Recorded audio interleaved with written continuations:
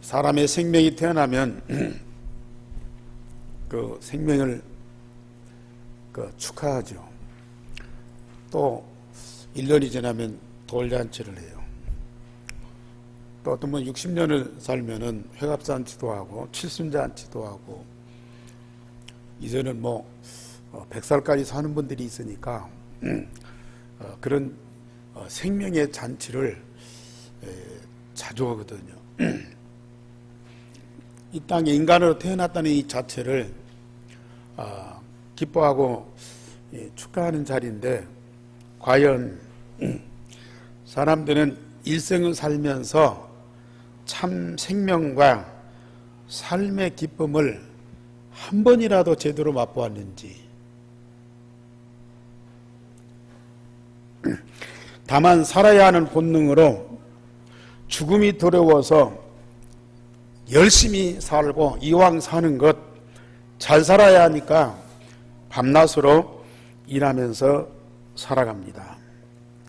참 생명과 삶의 의미도 목적도 방향도 실상은 사단에게 다 뺏겨버렸거든요. 그리고 육신의 이 생명만 가지고 일생을 어떻게 살아가느냐? 전쟁하듯이 살아가요. 매일 전쟁하듯이 살아가요. 누군가와는 계속 싸우면서 살아가요. 하루도 안 싸우는 날이 없어. 심지어 가족끼리도 싸우면서 살아가야 돼. 그것마저도 옛날 어른들 말처럼 풍전등화가 막았다. 풍전등화.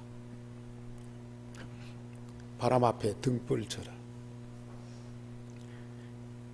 그 등불을 안 꺼치기 위해서 얼마나 보호합니까? 근데 바람이 획 불면 꺼져버리거든. 그 바람 앞에 작은 불처럼 얼마나 가냘픈 생명을 가지고 하루하루를 위기 속에서 살아가는지 모릅니다.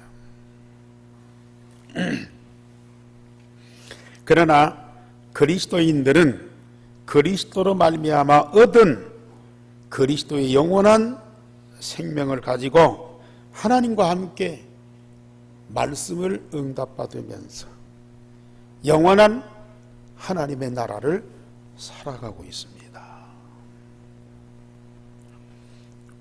우리가 처음 복음 받았을 때에 그 복음이 얼마나 귀하고 사랑스럽습니까? 예수가 그리스도 되심을 깨닫고 고백했을 때에 그때 감격, 그 충격이 얼마나 큽니까? 그런데 그 그리스도 통해서 내게 주신 그 그리스도의 생명, 그 생명의 참맛과 참 기쁨을 우리가 얼마나 누리고 있는지, 그것도 그리스도의 영원한 생명이거든요. 하나님의 독생자이신 그리스도의 그 생명을 우리에게도 주어서 하나님의 자녀로 우리 신분과 권세를 삼으셨어요. 성삼위 하나님 24시 함께하고 말씀으로 응답하시면서 역사하는 매일매일의 삶입니다. 그 자체가 바로 하나님의 나라예요.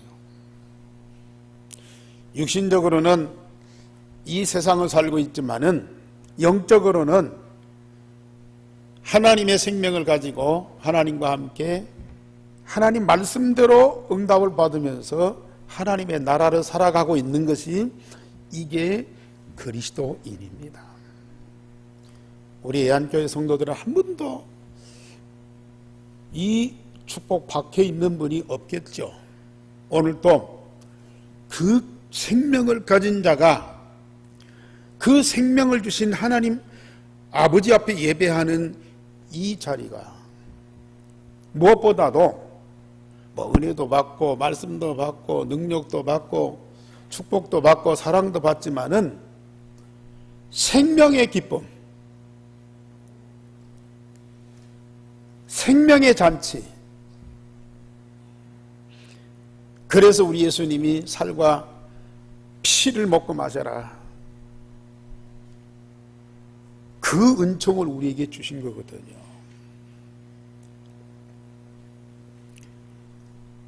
우리가 예배를 귀하게 여겨라가 아니라 생명 가진 자가 생명 주신 영원한 하나님과 함께하는 그 자리가 예배라면 우리는 이 세상에서 이 예배만큼 소중한 자리가 없다. 오늘 이 자리에서 우리는 생명의 그 맛을 보면서 그 기쁨을 가지고 살아가는 자라고. 예배 때뿐이겠습니까? 모든 일상 삶에서 그 생명의 맛을 보고 그 생명의 기쁨을 가지고 살아가는 거예요. 지난 주간에 어떤 분이 그런 얘기를 해요. 목사님, 내가 이런 행복을 가지고 살아도 됩니까? 하나님의 생명 가진 자에게 주어지는 그 영원한 기쁨과 참 사랑이 항상 충만하다. 우리 예수님이 이 땅에 오신 것은 돈도 아니고 장수도 아니고 권력도 아니고 이 생명을 주시려고 오셨어요. 우리는 다 잃어버려도 괜찮아요. 내게 있는 거 다 뺏어가도 괜찮아요. 하나님이 그리스도 통해서 주신 생명만 있으면 다예요.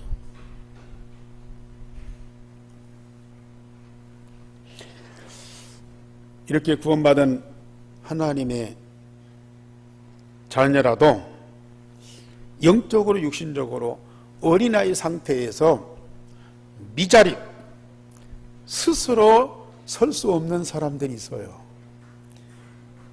옆에서 도와주지 않으면 안 되는 그런 어린아이와 같은 영적 상태나 육신적인 상태에 있는 분들도 있습니다.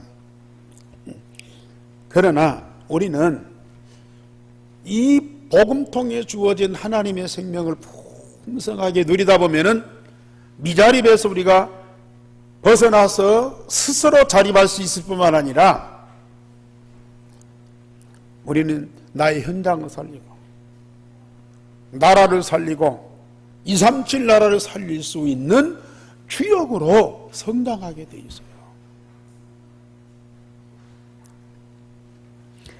먼저 바울 사도가 복음동하면서 현장에 찾아진 제자들에게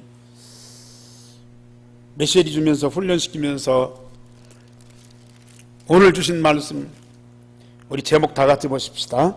하나님이 자기 피로 사신 교회를 보살피게 하셨느니라. 복음 가진 자, 제자, 중직자는 현장도 살리고 세계도 살려야 되지만은 자기 피로 사신 교회를 보살피게 해라. 교회를 살려라. 물론 우리가 교회를 세우고 교회를 높이고 교회를 웅장하게 만들고 그건 아니지만 내가 교회를 통해서 주신 응답과 축복을 받으면서 교회가 든든히 서고 어떤 상황에도 무너지지 않을 뿐만 아니라 세상과 미래를 살릴 수 있는 그런 시스템으로 만들어져 가라. 오늘 저와 여러분들에게 하나님이 주시는 메시지입니다. 하나님이 자기 피로 사신 교회다. 돈 갖고 세운 것이 아니고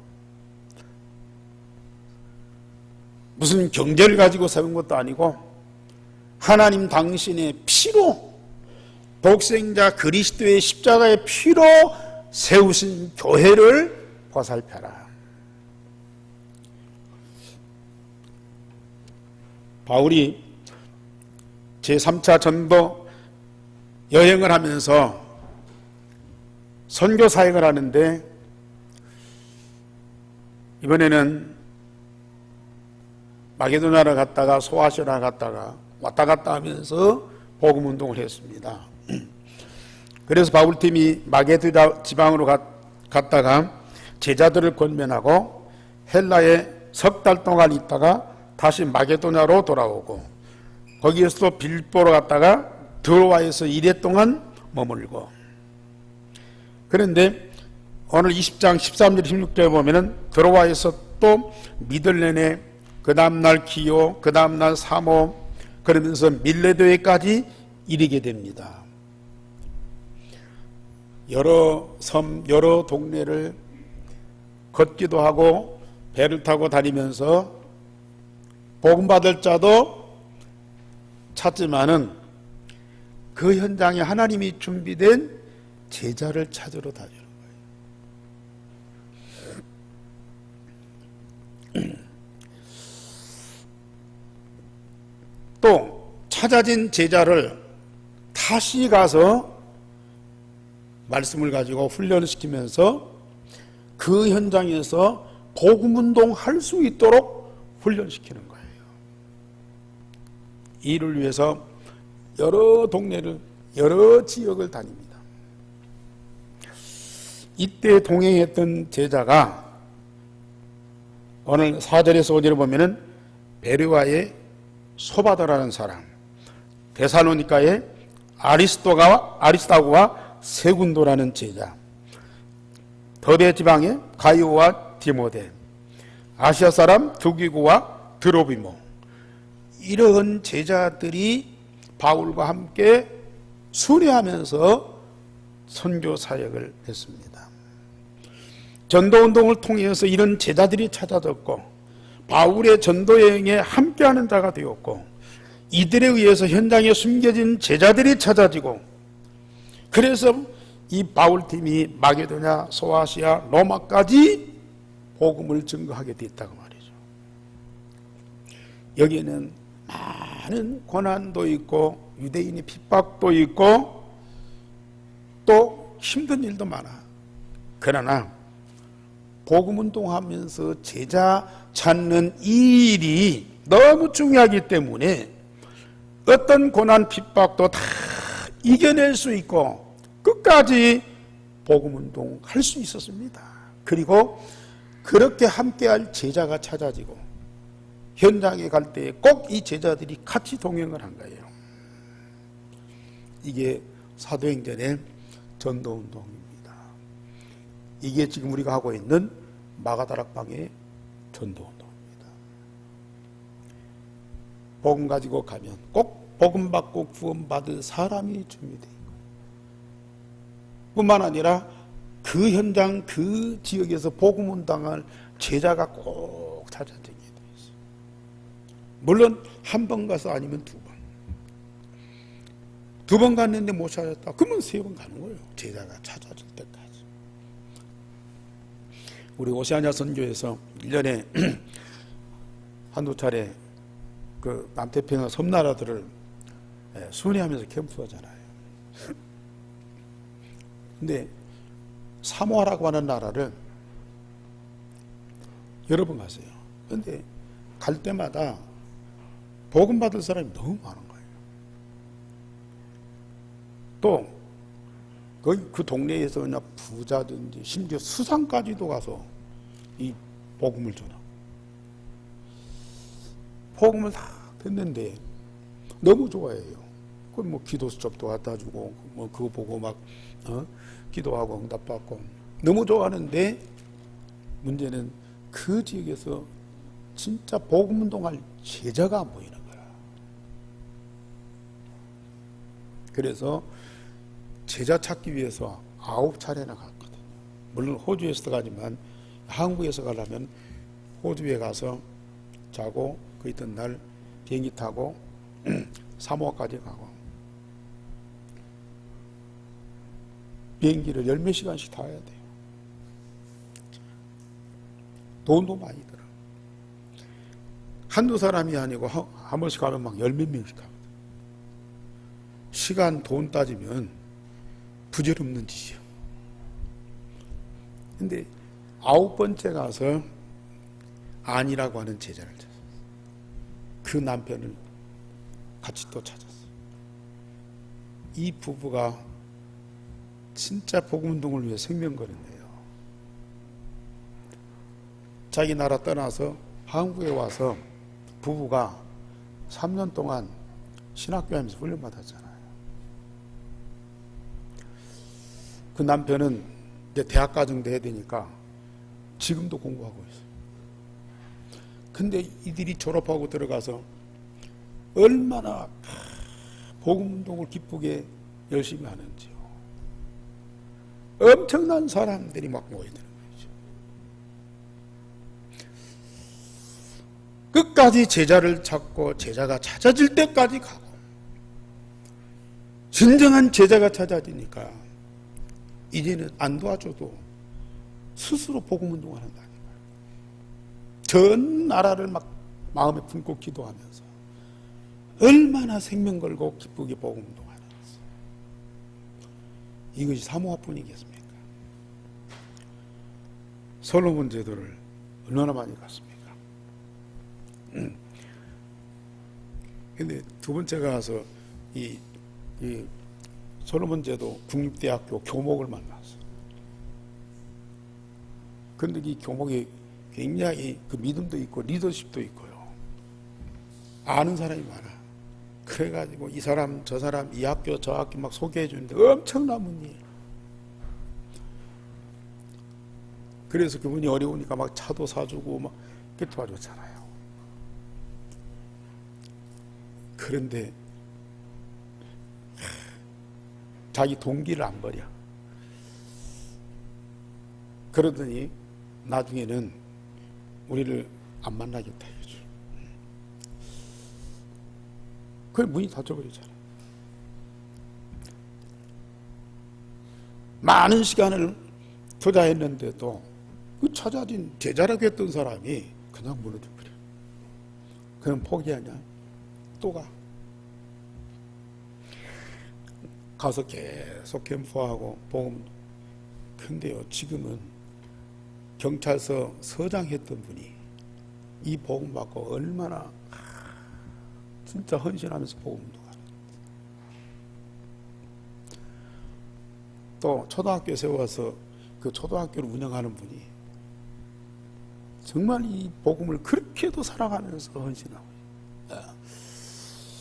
하나님이 준비하신 나를 찾을 때까지 계속 찾아진 그들을 확립시키기 위해서 또 가서 메시지 주고 훈련시키고 불러다가 훈련시키고. 복음운동 될 수밖에 없고요. 세계복음화 될 수밖에 없는 하나님의 전략이다. 바울이 바로 그런 응답을 받았다. 해외뿐만이 아니겠습니까? 우리 국내에서도요. 이런 복음운동이 계속되고 있습니다. 그런데 드로아에서 바울이 밤중까지 말씀을 강론하는데 유두고라는 청년이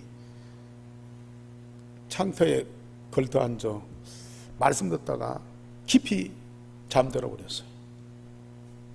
근데 그 삼층에서 떨어졌어요. 말씀 듣다가 졸다가 떨어 죽은 거예요. 당황하죠. 엄청난 사건이 벌어졌어요.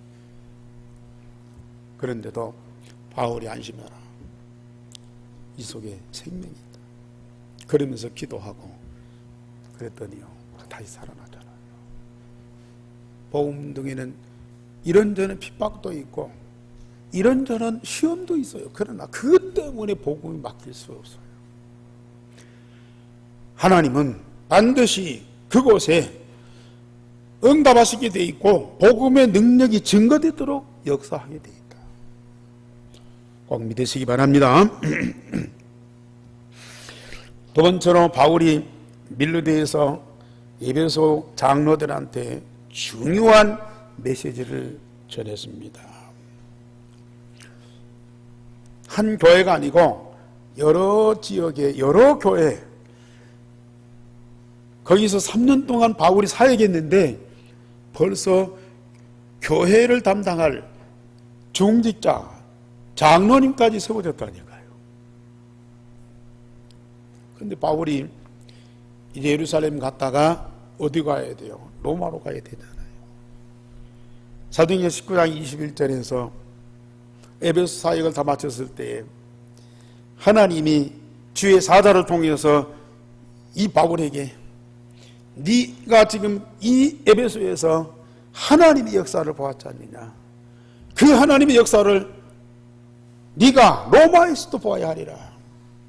그 말은 하나님이 바울을 로마로 보내시겠다는 거 아닙니까? 바울은 자기에게 준 하나님의 미션이라 그 미션을 붙잡고 예루살렘에 가서 보고하고 그리고 가야 돼요. 그때에 예루살렘으로 갈 때에 에베소에 있는 장로들을 밀레도에 불러가지고 이 메시지를 주는 거예요. 언제 올지 모르잖아요. 다시는 못 볼 수도 있어요. 그러니까 그들이 이 복음운동을 지속할 수 있도록 메시지를 주는 거예요.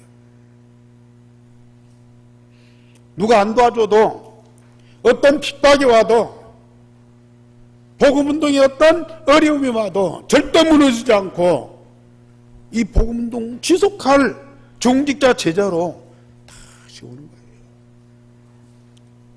오늘 우리 한 교회도 뭐 장로님, 권사님, 집사님 이미 세워진 분들도 있고 앞으로 이제 임직할 분들도 있어요.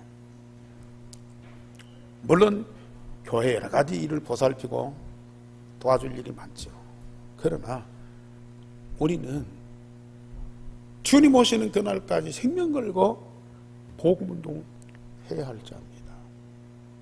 이 일을 위해서 하나님이 부르신 거예요. 한 지역을, 한 지교회를 맡아서 관리하면서 복음운동을 해야 돼요. 그렇다면 어떻게 해야 할 것이냐? 바울이 그 장로님들을 모아서 메시지를 주는데요. 내가 에베소에 와서 모든 겸손과 눈물로 유대인의 관계의 그 모든 시험을 참고 이긴 것을 너희들이 알고 있지 않냐. 그리고 유익한 것을 거리낌 없이 가르쳤는데 이제 내가 성령에 매여서 예루살렘으로 가는데 그 예루살렘에서 무슨 일을 당할지 나는 알지 못한다. 환난과 핍박이 기다리는 알고 있죠. 그러나 그런 것들 때문에 개의치 않겠다 그 말이거든요. 지금까지 내가 에베소에서 어떻게 복음운동을 했던가, 어떻게 교회를 돕고 성도들을 도왔던 것을 너희들이 보고 들었지 않느냐. 내가 예루살렘에 가면 성령께서 말씀하시기를 결박과 환난이 나를 기다린다 하시니 내가 달려갈 길과 주 예수께 받은 사명 즉 복음을 증거하는 일에 나의 생명을 귀한 것으로 절대 여기지 아니하노라. 예루살렘에 갔다가 로마로 가는데 로마로 가는 이것을 사단이 막기 위해서 바울이 예루살렘에 갔을 때에 이 사단이 유대인들을 동원해서 바울을 크게 괴롭힐 것이다. 전도자인 바울이 그걸 예측 못하겠습니까? 다 예측하는데 바울의 예측만이 아니고 성령께서 바울에게 그걸 가르쳐 주시는 거예요. 네가 이번에 예루살렘에 올라가면 큰 환난과 핍박이 너를 기다리고 있다. 아니 모르고 갔더라도 당하면 얼마나 어렵겠습니까? 그런데 그 환난과 핍박이 있다는 것을 사람이 가르쳐주는 것이 아니고 성령께서 가르쳐. 그건 뭐 틀림없다는 얘기 아니겠어요. 그 환난과 핍박을 견디려면은 얼마나 어려움이겠습니까? 알고 가는데. 그러나 나는 그걸 두려워하지 않겠다. 내가 달려갈 길, 내게 주신 하나님의 사명, 즉 복음을 전하는 이 일을 위해서는 나의 생명, 이걸 기꺼이 바치겠다고 말이거든요.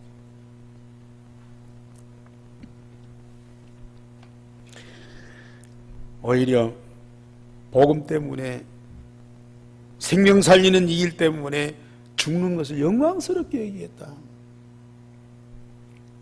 사실 말씀드렸듯이 복음 통해서 하나님 주신 이 생명의 참맛과 그 기쁨을 맛보지 못하면요, 아무리 믿음이 있고 아무리 사명자라도 이러한 지시를 받고 이런 계시를 받았을 때에 갈등하지 않겠습니까? 가야 되냐 말아야 되느냐. 내가 이 길로 가면 죽을 수도 있는데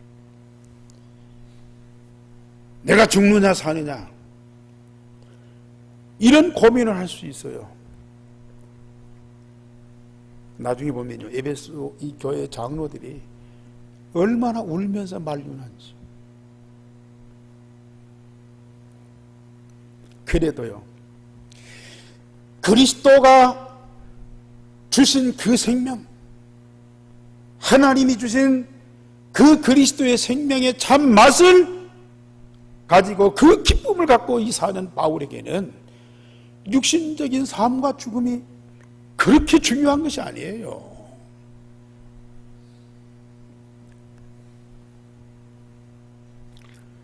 생명의 그 기쁨,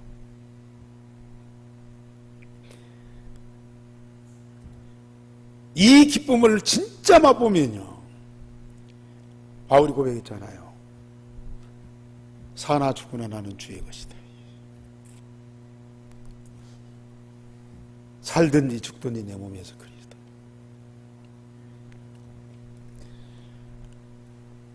정말 우리 성도님들, 아까 찬양대의 찬양, 단 하루를 살아, 단 하루를 살아도 그리스도의 생명을 가지고 그리스도의 제자로. 아니, 이 생명의 맛을 못 보면 의미 없는 생명을, 목적 없는 삶을 일평생 살아야 돼요. 모세가 기도한 것처럼 남는 것은 수고와 슬픔뿐인데요, 그래도 살아야 돼요. 죽으면 안 된다.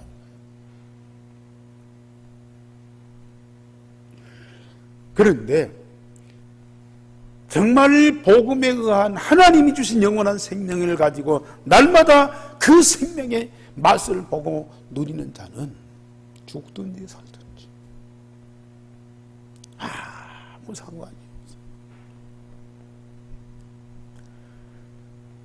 생명 살리는 그 생명의 기쁨, 나와 같은 생명이 복음 통해서 살아나는 그 생명의 기쁨을 맛보세요.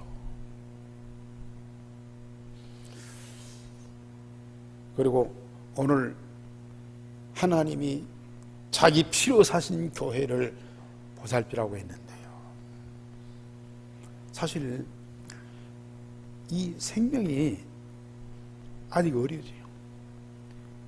그러니까 많은 도움이 필요하고 사랑이 필요하고,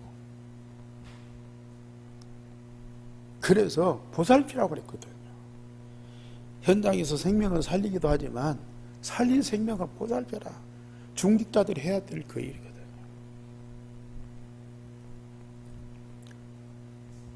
자, 생명 얻는 기쁨도 있지만 얻어진 생명을 양육하고 보살피고 살아가는 그 기쁨이 얼마나 커요. 육신적인 생명도 그러잖아요. 우리가 현장에서 전도해서 죽었던 생명을 복음으로 살리는 그 생명의 기쁨이 크지만 그 복음으로 구원받은 하나님의 생명이 교회와 함께하면서 교회에서 잘 자라도록, 잘 양육하도록 보살피는 것이 얼마나 기쁘고 감사한 일이요. 그런데 이 비밀을 모르는 사람들은 자꾸 교회 안에서 엉뚱한 것 같고 자꾸 시비해요. 말을 많이 해. 믿음에 유익한 말보다는 자꾸 부정적인 말을 많이 해. 그러다 보니까 다른 사람을 돕는 것이 아니고 상처를 준다. 자라는 생명을 잘 양육하는 것이 아니고 자꾸 그 생명을 꺾어간다니까요. 우리 교회는 그런 중직자 하나도 없는데요, 다른 교회 중직자들은 엄청나게 많아요.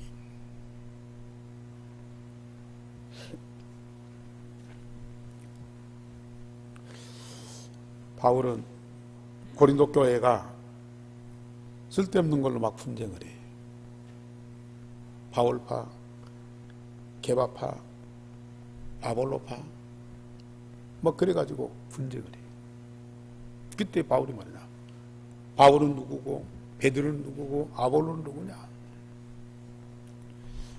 나는 심었고 아볼로는 물을 주었고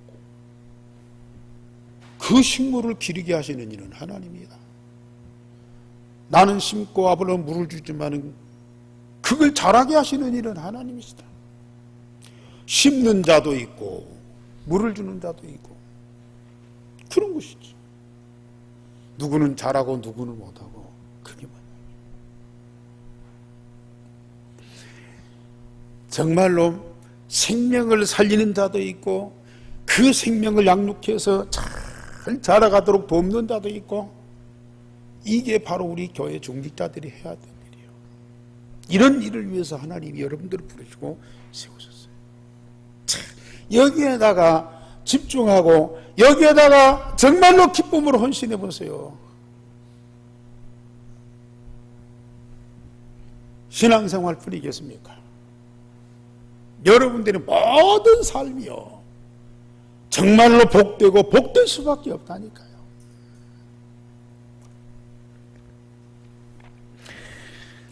그러면서 나는 하나님의 나라를 전파하고 하나님의 뜻을 다 너에게 전하였으니 나는 모든 사람의 피에 대하여 깨끗하니라.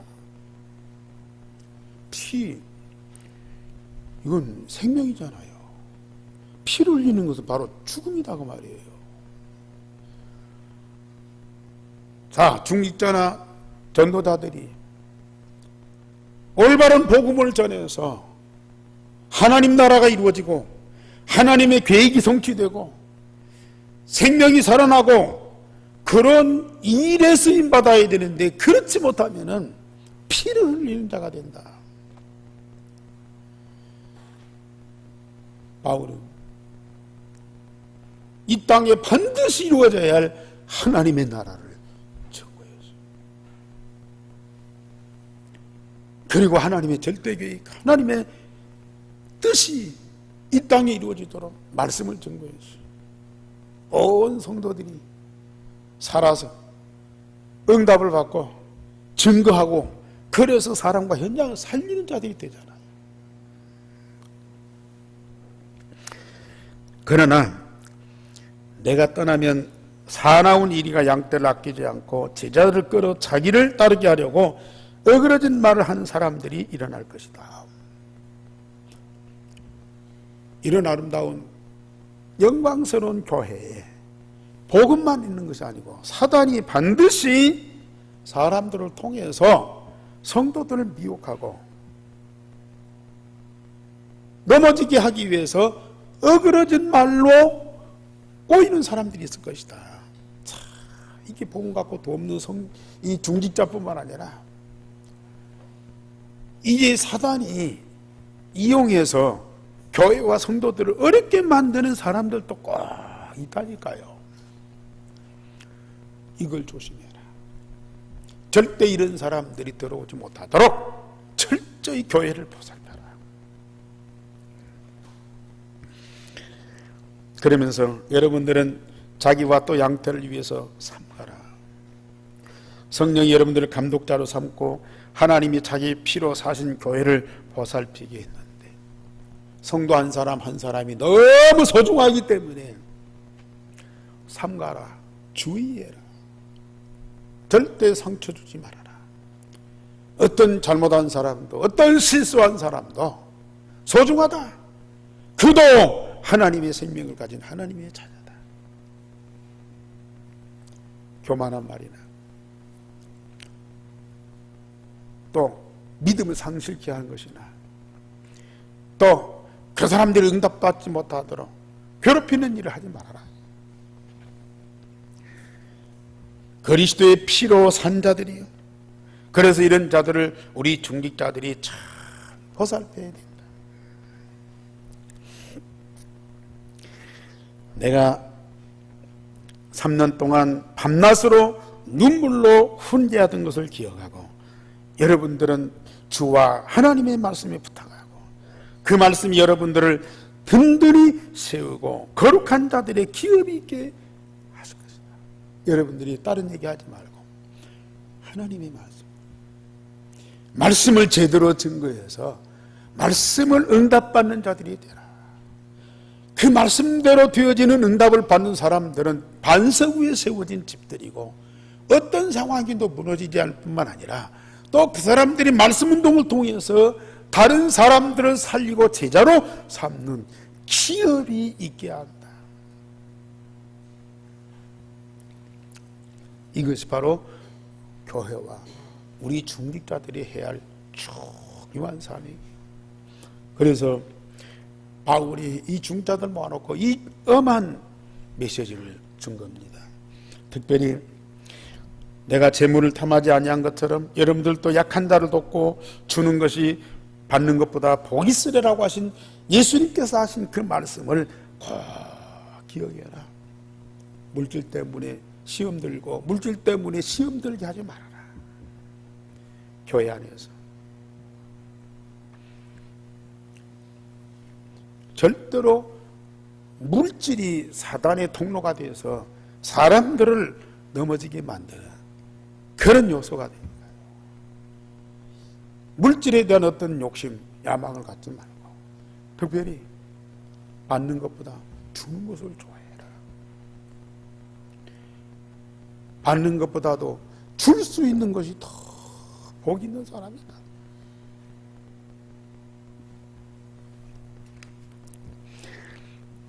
그러면 세 번째로 바울이 이 전도운동과 선교사역을 어떻게 넉넉히 감당할 수 있었더냐, 그 배경이 뭐냐.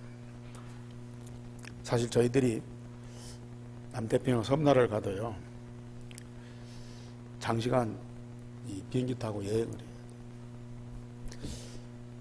사실 비행기 타고 10시간, 열몇 시간 간다. 참 쉽지 않거든요. 거기서 또 갈아타고 또 가야 돼요. 또 그 나라 들어가서 다른 섬으로 갈 때는 배를 타고 가야 돼요. 한 번은 솔로몬 제도 그 수도에서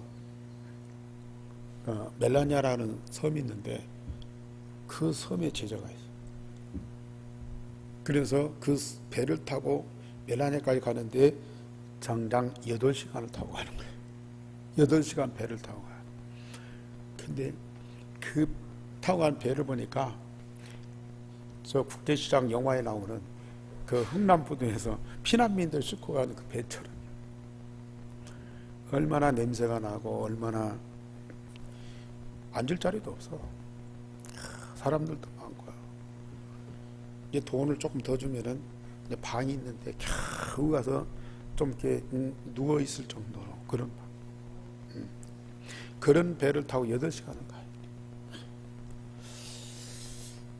사실 어느 한 달에 선교사님들이 파송돼서 몇 년 동안 헌신하는 것도 수고하지만은 단기 사역, 이 나라 저 나라, 이 동네 저 동네 열흘 동안 혹은 20날 동안 정해놓고 왔다 갔다 하는 건 더 힘든 거예요.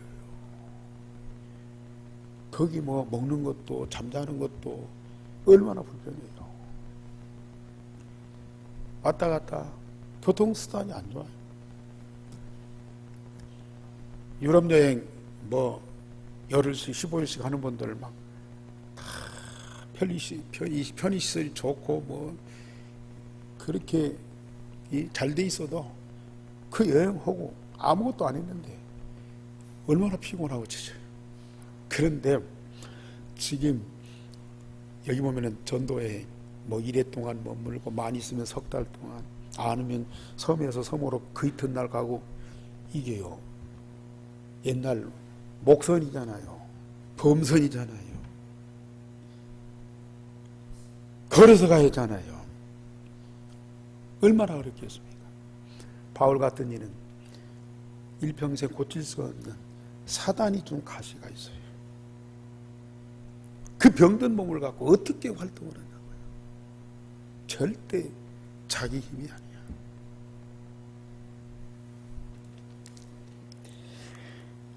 사람으로는 절대 불가능한데 어떻게 감당이냐.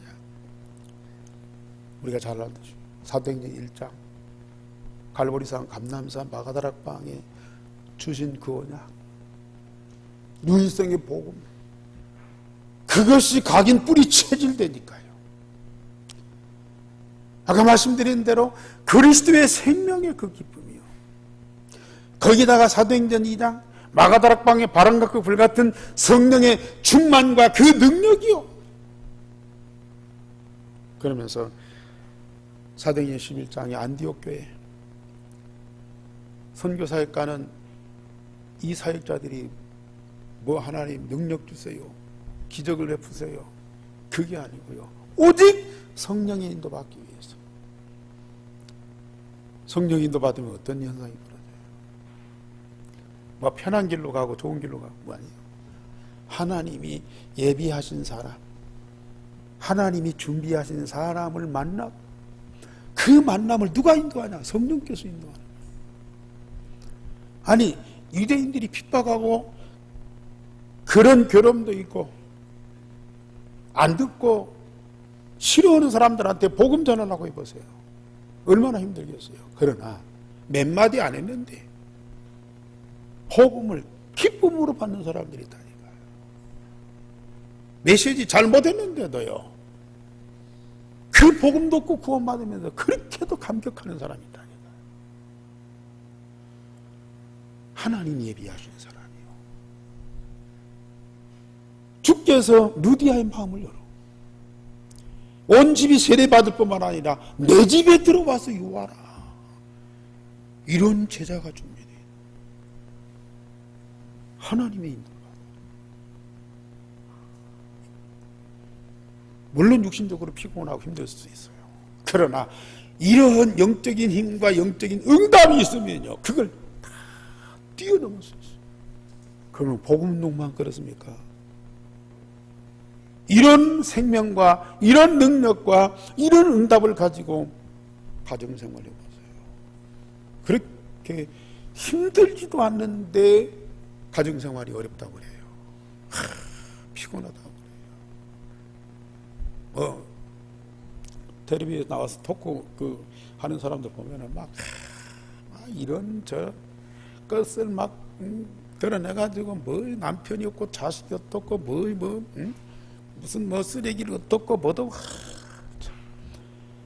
어떻게 그렇게 전쟁하면서 사냐고요.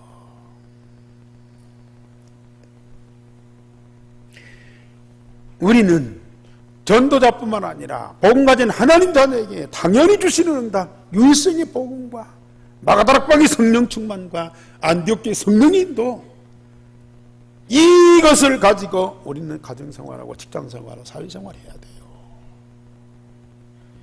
이걸 저와 여러분들에게 주셨어요. 얼마나 감사한 일입니까? 날마다 일생의 복음을 누리면서 성령 충만과 성령의 인도를 받으시고, 하나님이 복음 통해 주는 생명의 기쁨과 현장에서 복음으로 생명 살리는 그 기쁨을 누리시고, 하나님 반드시 여러분들에게 이 응답을 주실 겁니다. 기도하겠습니다. 하나님, 피로 사신 교회를 보살피게 하셨습니다. 복음운동하는 교회 중직자로 성도로 세우셨습니다. 너무 감사를 드립니다. 진정한 축복의 산 증인들이 되게 하옵소서. 일성의 복음이 각인뿌리 제들되고 마다락방의 성령 충만과 안디옥의 성령 인도를 제대로 받는 날마다 누리는 모든 중직자 전도자 성도들이 되게 하여 주옵소서. 주 예수 그리스도의 이름으로 기도하옵나이다. 아멘.